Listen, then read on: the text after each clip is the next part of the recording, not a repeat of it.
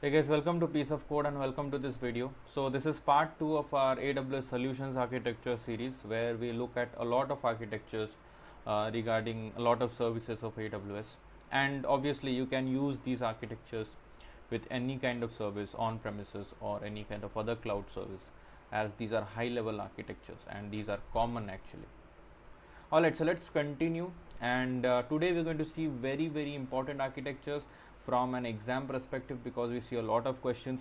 We're going to see some common techniques where you can identify which part of the service, like so the service is present in which part of your architecture, right? And we will be able to figure out and answer the question effectively. Now the first architecture type that we're going to see is this big data analytics pipeline.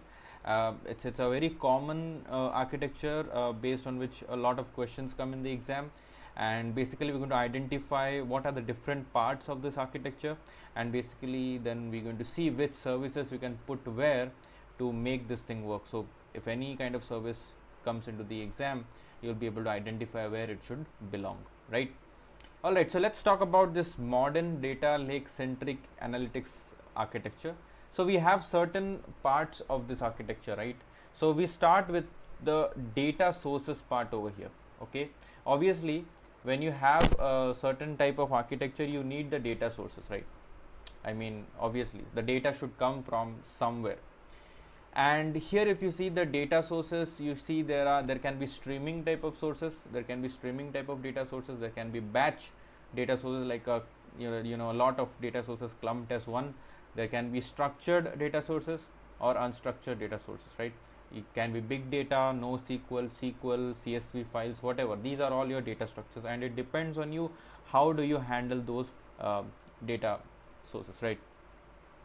Now after your sources comes the ingestion layer, right? This is responsible for bringing data into your data lake or your database, wherever you want to store, because nowadays data lakes are very common, because in a data lake you can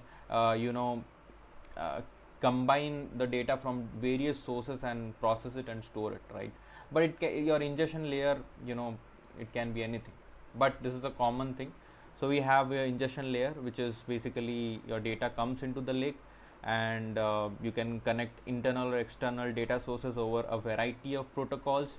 You can ingest the data from the various data sources, for example streaming source or a batch source or a structured or a unstructured source. It's very simple to understand. You ingest the data, that's it. Next comes the storage, the zone, right? Basically where you actually store the data, right? Obviously you need some place where you need to store the data. Now here there are 3 points of 3 steps you can say, or 3 parts of storage of your data. One is your raw zone, second one is a cleaned zone, and third one is a consumption zone, curated or a consumption zone, right? So raw zone, as the name suggests, it's just a raw data. You just ingest the data and put it in the raw zone, simple as that, right? Basically this is just uncleaned data, you can say, before the data engineers or the data analysts do their magic on it. That is the uncleaned data, you can say. Then comes the cleaned zone. So basically some quality checks were done, the data engineers did some voodoo magic on it and just cleaned up some data, maybe did some mean or median on it, and filled up some missing data or something like that, and cleaned it up and placed it in the clean zone, right? Simple as that. Then comes the curated zone or the consumption zone. Basically this is the consumption ready data, you can say, and it is completely cleaned and put as per the organizational standards, and whatever data models that you want to use later on, it has been cleaned and kept accordingly to the data models. And data sets are particularly partitioned, cataloged, and stored in the formats which is required for further processes or the further stages after the this part, right? For other services. And all these things it's basically a completely 100% clean data, you can say, which is ready for consumption or for further processes. I hope that is making sense. Now guys, let us talk about the cataloging and the searching layer. As you can see, so what does cataloging and searching mean, right? Basically, in this particular layer, it is responsible for all the business processes and technical metadata about datasets, which is hosted in the particular storage layer. So you can track the schema and you can do granular partitioning of your data information, and it also supports mechanism to track versions and keep track of changes in the metadata, right? Basically, you can just say it provides you kind of an index to search your data, and you can perform some various operations on it before the data is going to be consumed, as you can see, right? I hope that is making sense. We're going to go through a lot of examples, so don't worry about that. Just remember these particular stages, or you can just say layers. Now coming to the processing layer, guys, as you can see over here, this is the processing layer. Now what does processing do?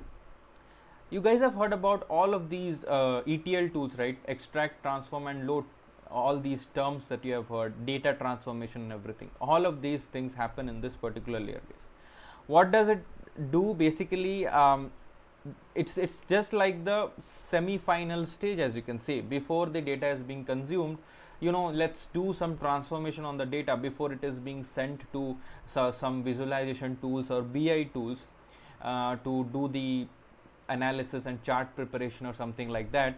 You just process the data and do some validation, cleanup, normalization, transformation, and enrich the data so that it is in the right format, and also you have separated all of the unwanted data. You have kept only the required data, and you have put the right characteristics, and whatever the processing tasks are there, you have kept it there. It can handle, if you have a lot of volume of data and you want to cut the volume or do some enrichment of the volume of data, it can handle large volumes of data, and you can partition the data, you can convert it into diverse data formats, and you can do a lot of stuff with that. So the processing layer is a very, very important step in the big data analytics pipeline, guys. I hope that is making sense. All right, now coming to the consumption layer, as you can see that it is kind of the final layer, as you can say, where everything is ready. Basically the data is ready for consumption. So it provides you with scalable and performant tools to gain insights from the vast amount of data. So basically at this state you will get the insights from the processed data. That's it. That's all I'm going to say. Insights from the processed data, and then you can visualize the data using a lot of tools, right? You can use some SQL tool, some batch analytics tools, some BI dashboards, and blah blah blah blah. Whatever you want, you can use it. Hope that is making sense. It's a very easy layer to understand because you don't have to do anything. It's just like the last stage, right? Then comes the security and the governance layer, guys. So basically it is just protecting the data, right, through encryption and through IAM, or I don't know, networking concepts like VPC, and all these things comes into the picture in the security and governance layer. This is nothing but protecting the data. I hope that is making sense, right? So now that we have seen all the common things that we see in a normal data analytics pipeline, let us see one diagram over here and try to understand the different parts, how the AWS services come into the picture. Let me just zoom it a little bit so that you will be able to understand what are the different layers in this. And if you see, we start with the ingestion layer over here. So basically if you see, the ingestion layer can be kind of anything, right? It can be database sources, right? We have a lot of database sources, like it can be a S3 source, right? It can be, for example, a data migration service job which can extract the data from a lot of different sources, right? Then it can be a streaming data source, right? It can be a streaming data source, basically like Kinesis. You can use Kinesis for your streaming data source.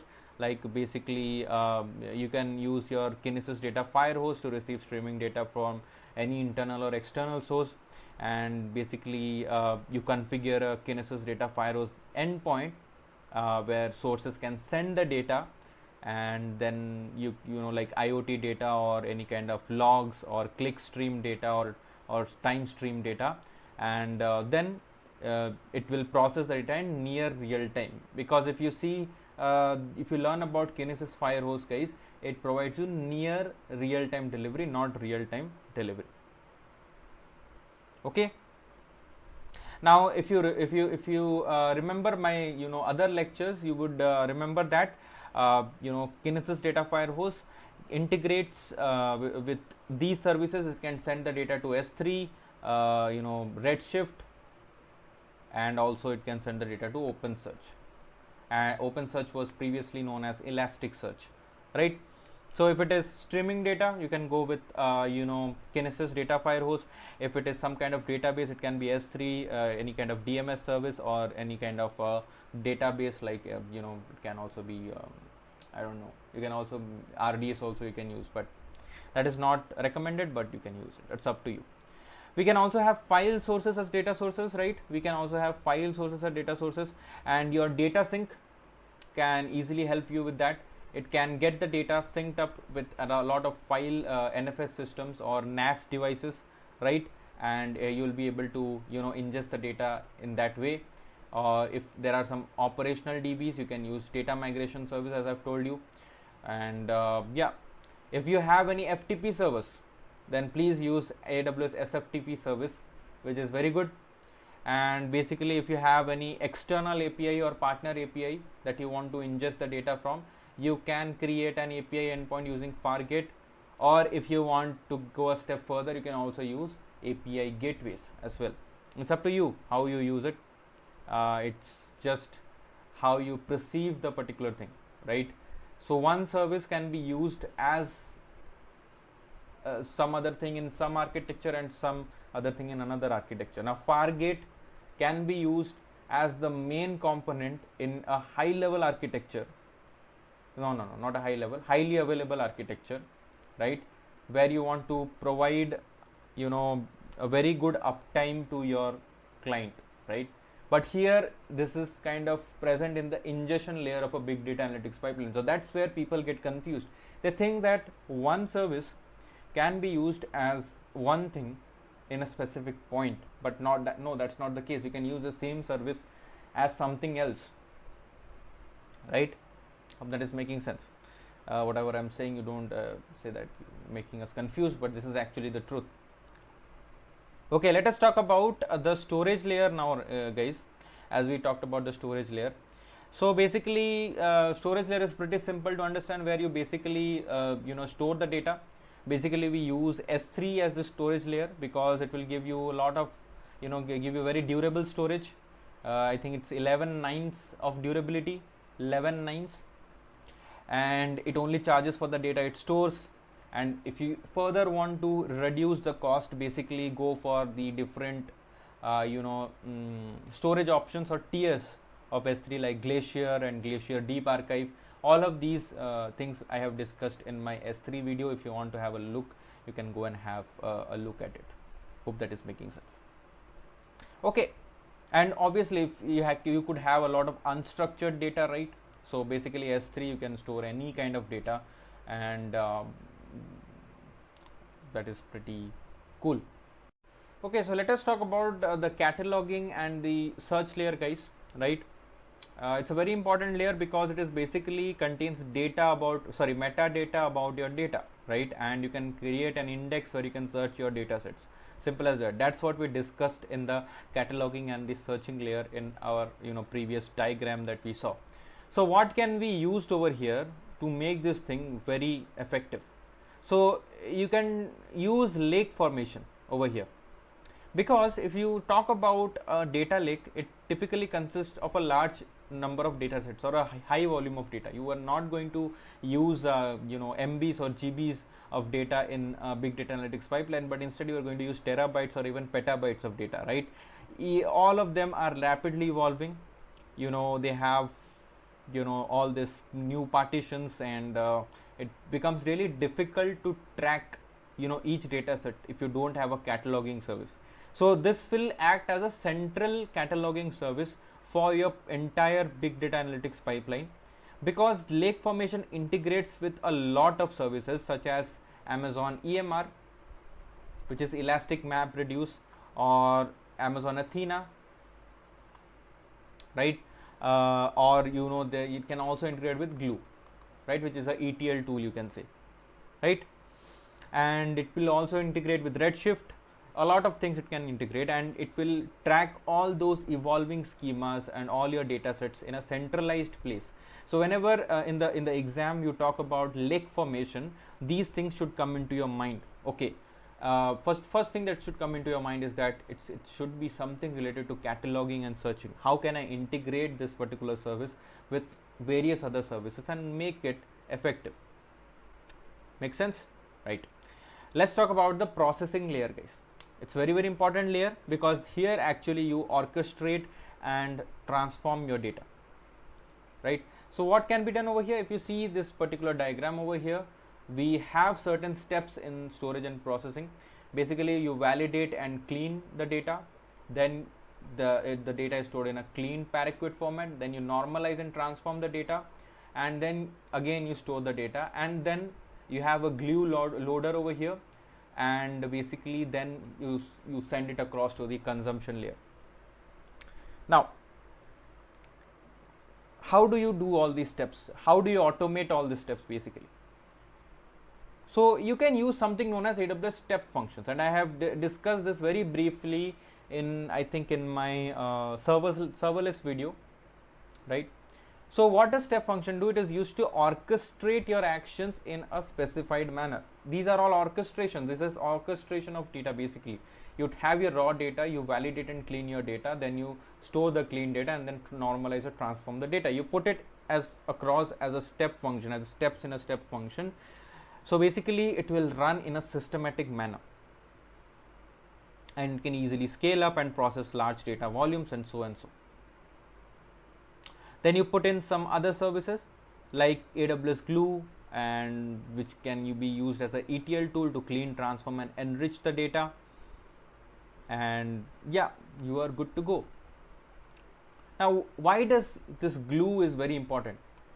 Because nowadays, if you see the questions in the solutions architect video or in a data analytics whatever certification you are doing, Glue is given very importance. What is the importance of Glue? Let's talk about the Glue for a little bit. It's a serverless service on AWS, and it's a pay per use, right? Because serverless means you just pay for what you use. Even for 1 KB of data, it's being tracked. So basically it's a ETL service for building and running Python or Spark jobs. Basically use your Spark jobs, or your Spark classes. You write all this Python and Spark you can say queries or commands which will process your data, right? So basically you don't have to manage any clusters or deploy anything. Glue automatically generates the code to accelerate your data transformation or ETL jobs, and it is built on top of Apache Spark, and it provides you all of the out of the box functionalities of Apache Spark. So make sure when you hear about ETL, Apache Spark or Python script for ETL jobs, your mind should always go towards Glue, right? Anywhere in the question, right, in the solutions architect exam question, or any other question of your AWS certification, whenever it comes to ETL, there will be an option related to Glue. So please check that particular option. Glue also supports a lot of other formats of data like CSV, JSON, Paraquet, Avro, a lot of other stuffs it supports. So make sure that you go with Glue, not with the normal glue like Fevicol or something, Amazon or AWS Glue. It's a very bad joke, sorry about that. Okay, let's talk about the final layer, which is the consumption layer, right? Basically it's a very simple to understand. There is nothing to discuss. Basically you basically derive insights from the consumption layer, right? So you use various services for that. You can use QuickSight for visualization, right? what do you use Redshift? You can run further queries to enhance your particular insights. Here Amazon Redshift, something known as Redshift Spectrum is there. You can perform in place queries on structured and semi structured data, because the data has already been cleaned and presented in a particular format, right? You can use the Redshift Spectrum to perform certain operations on there, and you don't have to load it into clusters or something like that, right? Then business intelligence, as I've told you, BI tools like QuickSight, it is used to visualize the data. It's very, very simple to use. If you want to perform some kind of it's mobile phone brand, ML, machine learning. So if you want to perform some kind of machine learning and other kind of stuffs, you can use Amazon SageMaker, or you can use any kind of AI tools of AWS. I don't know if you want to. There's a lot of things, right? In machine learning, a lot of services are there. You can have a look at my machine learning video if you want to have more idea about that. Alright, so that was all about the consumption layer. Pretty simple to understand. Let's talk about the security and governance layer. If you see, security and monitoring, Amazon VPC for your networking requirements, Amazon IAM for your users and roles and permissions, right? Lake formation for your centralized cataloging, right? But then comes the KMS for encryption, Cloud Trail to keep a track of all of your trails, basically, or your API calls and everything. So basically trails, and CloudWatch for your logging and auditing and whatever things. Hope that is making sense. Alright, so this was all about the big data and analytics pipeline, guys. I hope you have understood the things over here. If you have any doubts, please put it down in the chats. I'll be happy to explain it to you guys. Let's move on to the next architecture. Okay, so let us talk about this simple architecture regarding ALB, NLB, which is application load balancer, network load balancer, VPC, and security, right? So before actually going to the particular architecture, let us talk about two services that I haven't discussed in my series of videos, so you'll get an idea why they are being used in this architecture. First is Amazon Guard Duty, right? So what is Guard Duty? It's a threat detection service that continuously monitors for malicious activity and unauthorized behavior with your AWS accounts and workloads, right? It is uses machine learning, anomaly detection, and integrated threat intelligence to identify potential security threats. So basically it does continuous monitoring of your AWS accounts to find for any ununiform activity or some malicious activity, and it will continuously monitor your AWS environment and analyze the events and network traffic to detect threats. So it can detect a lot of various threats, right? Unusual API calls, unauthorized access attempts, compromised EC2 instances, and potential data leaks, right? That's how it works, so that you don't get confused between Guard Duty, Web Application Firewall, AWS Shield. These are all different security services used in different purposes, right? I have already explained about Shield and Web Application Firewall. Here we are discussing about Guard Duty, right?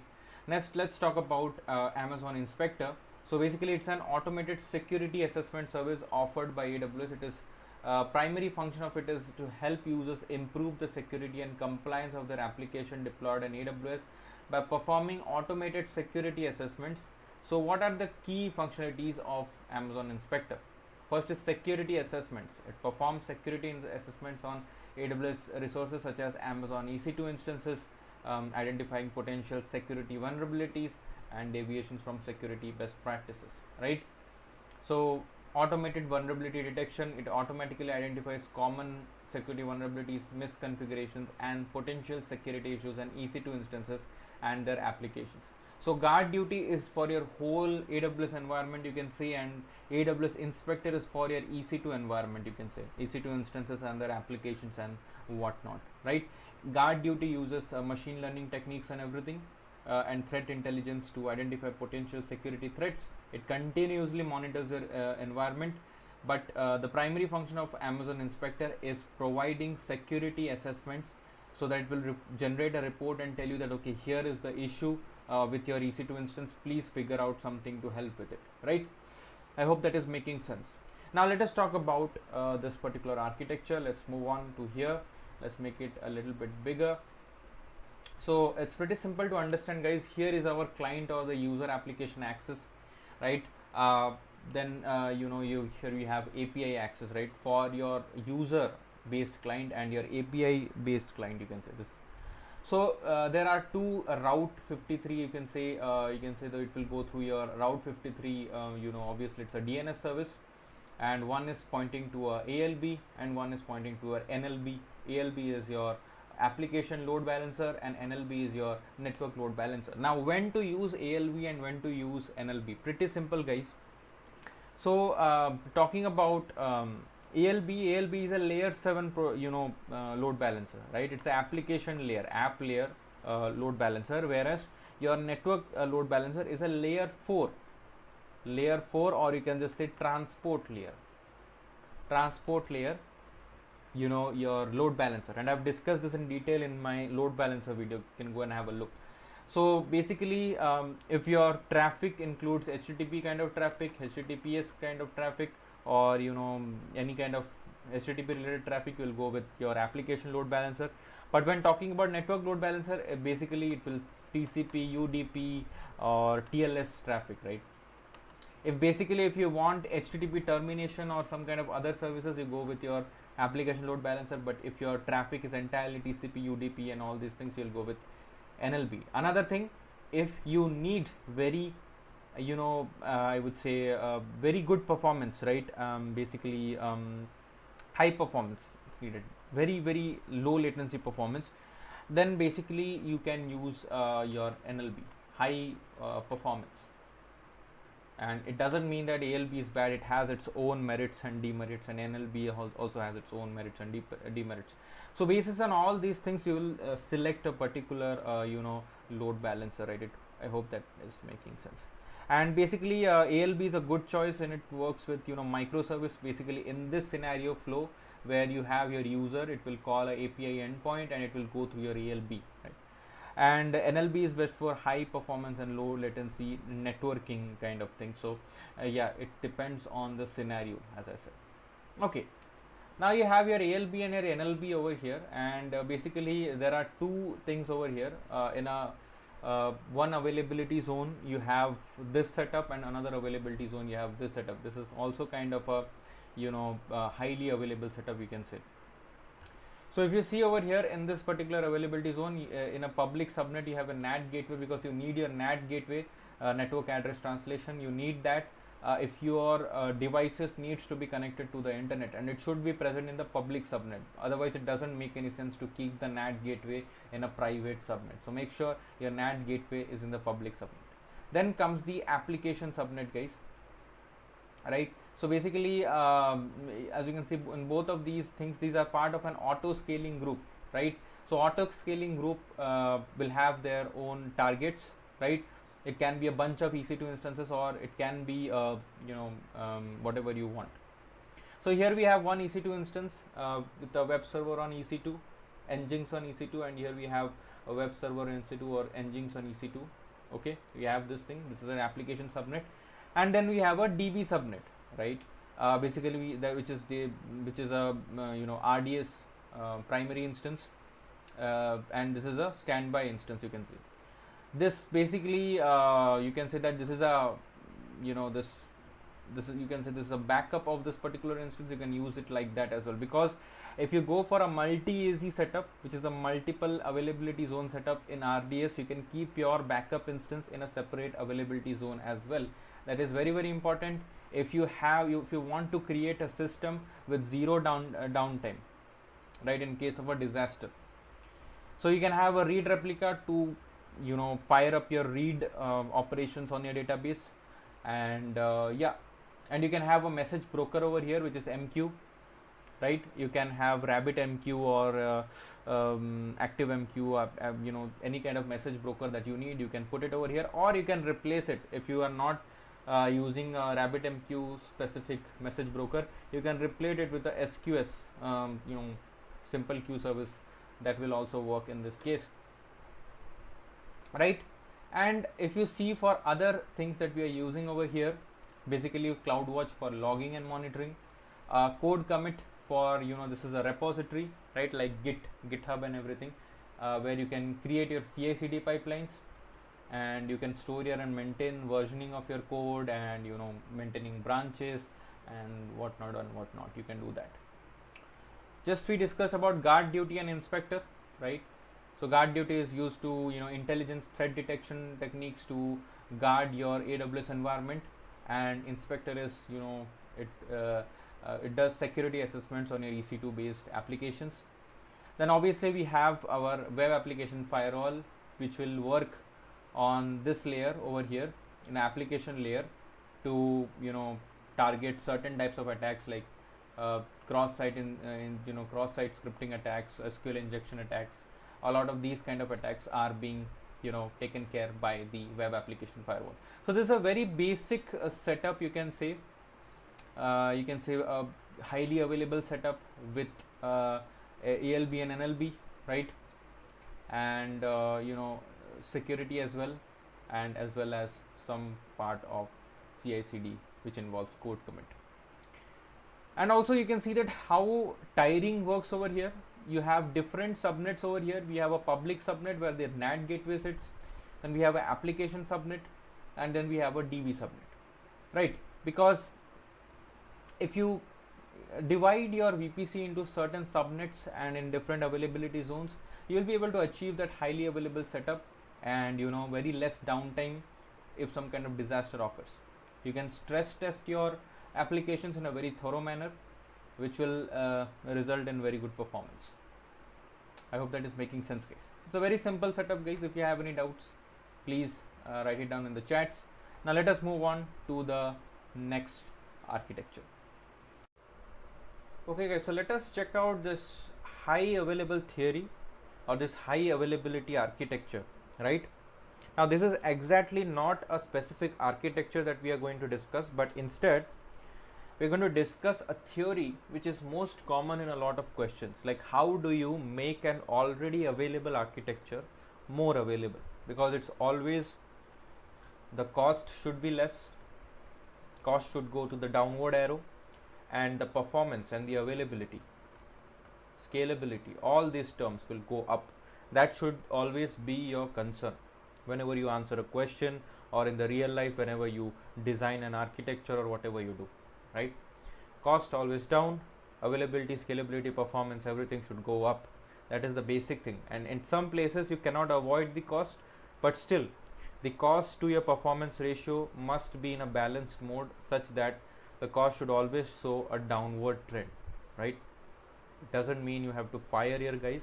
That is not a cost cutting example that you should take. Instead, save the cost on effectively planning your resources, right? So yeah, keeping that aside, let's talk about this high availability theory. First of all, for example, you are a new architect in a company, and the company says, you know what, I need an architecture, and it will be an application. It will have a database, it will have a backend application or app server, and it will have a web server, which will be a front end application. What will you do? You have to deploy it on the cloud, for example AWS. Now you can deploy it anywhere. The theory would be same, right? So what you do as a simple you just host a EC2 instance, right? Like a compute based instance, compute EC2 instance. You host everything in a single EC2 instance. Let's start very simple, and let's just make it more and more better. Now this is a very simple system, it will work, but the disadvantage is that whenever something goes down, your entire application is down, right?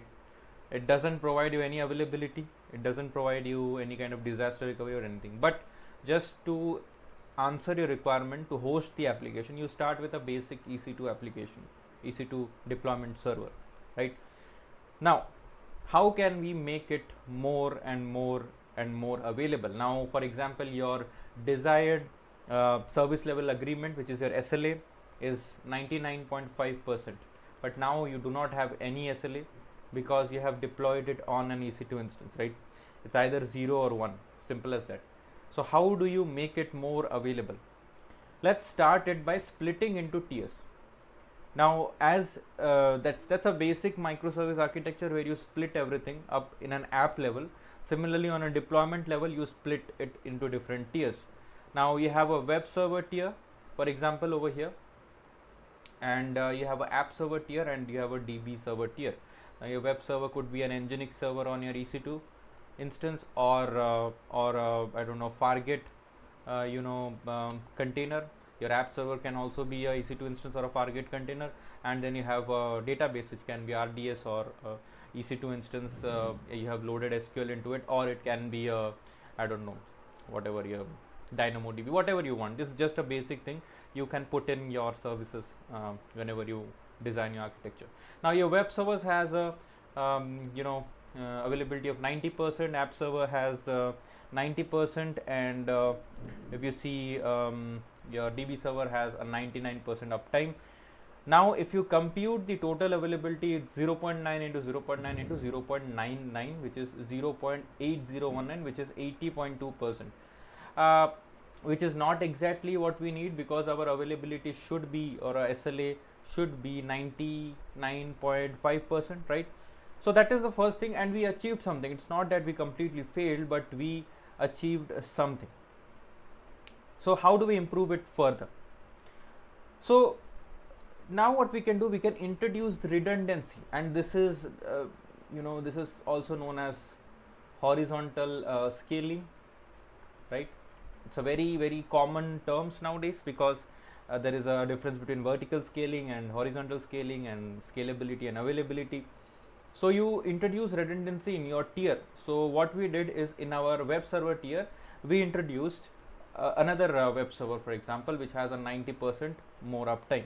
Now what happened, total tier availability is 1 minus 1 minus 0.9 into 2, because this is 0.9 availability, this is 0.9 availability, and then we get a total availability of 0.99, right? It's basic mathematics. Then we have app server availability of 90% and then DB server of 99%. So the total availability that we get is 0.99 into 0.9 into 0.99, which is 88%, guys. It has improved a lot, right? It went from 80.2% to 88%, which is good, right? Now you see just how introducing a redundant web server into a tier increased our overall uptime or SLA, right? Now every time whenever we have discussed about scalability, guys, or availability, horizontal scaling was always the option. So more you scale your instances, you will get more availability, right? That is a common perception that we have. What if we introduce more redundancy into our already redundant tier? For example, this particular thing. So for example, here, let me just zoom it up a little bit. We introduce another web server. So it will be 1.0.9 into 3, 1 minus total this thing. It is 0.999%.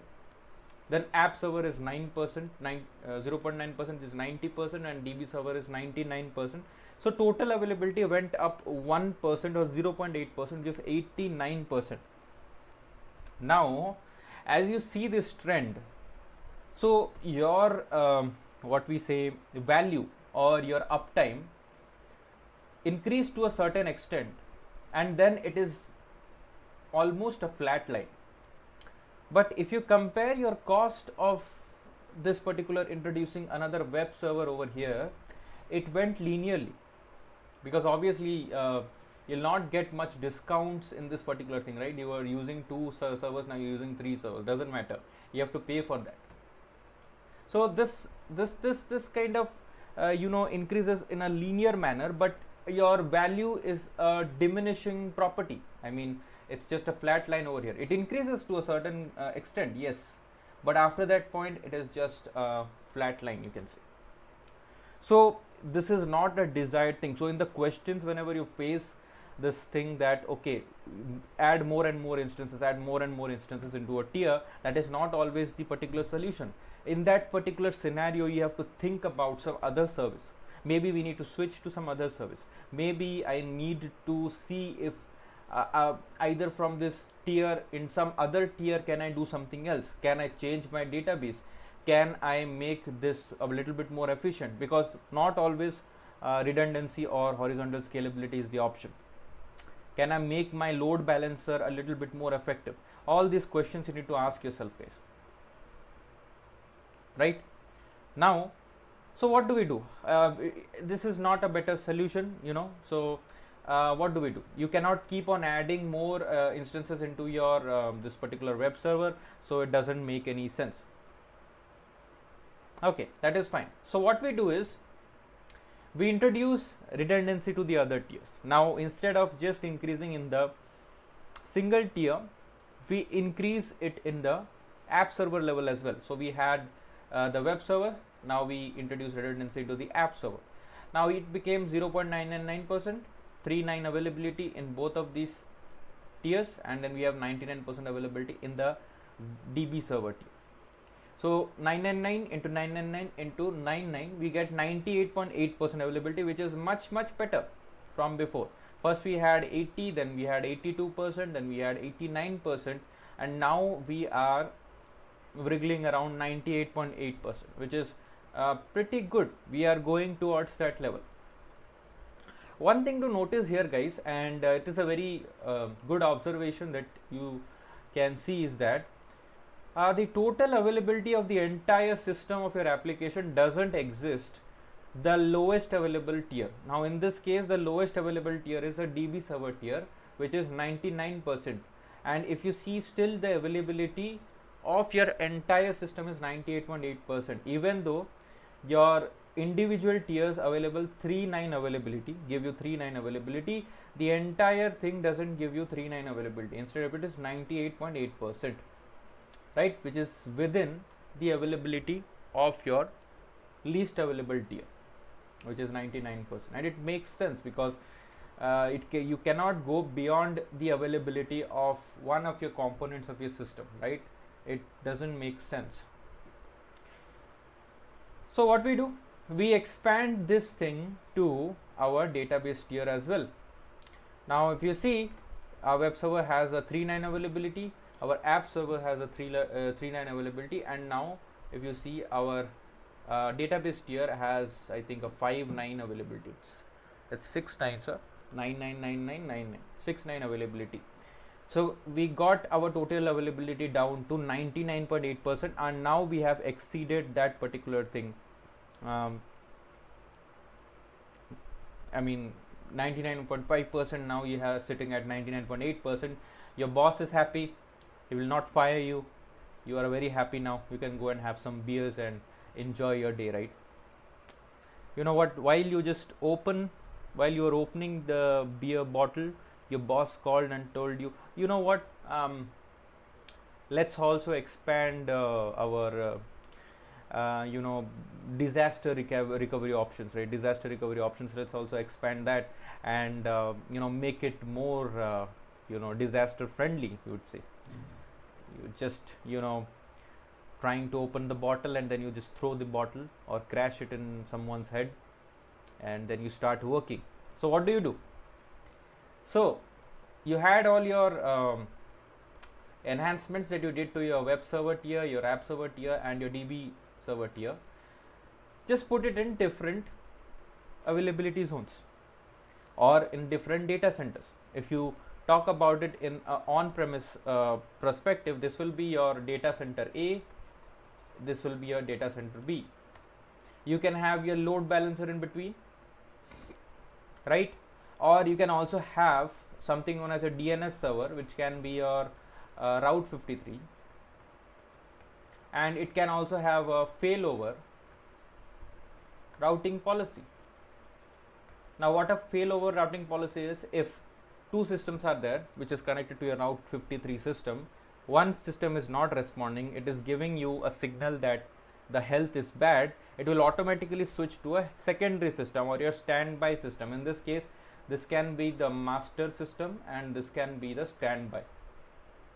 Now if you want to have a more in-depth knowledge about disaster recovery and its techniques, you can watch my disaster recovery video. There I have explained what is active setup, what is active passive setup, what is standby setup, and a different kind of setups I have explained. But now that you expand it to availability zone A and availability zone B, it has all the capabilities of high availability and disaster recovery. Now your boss is happy. Now you can go home and open that beer and have a good drink. So this is how you go from zero to a certain place where your system is now highly available and disaster recovery. I don't know why I said disaster recovery, friendly. At some point in time, disaster friendly, it just means that it invites disaster. So yeah, that was a awkward thing, whatever.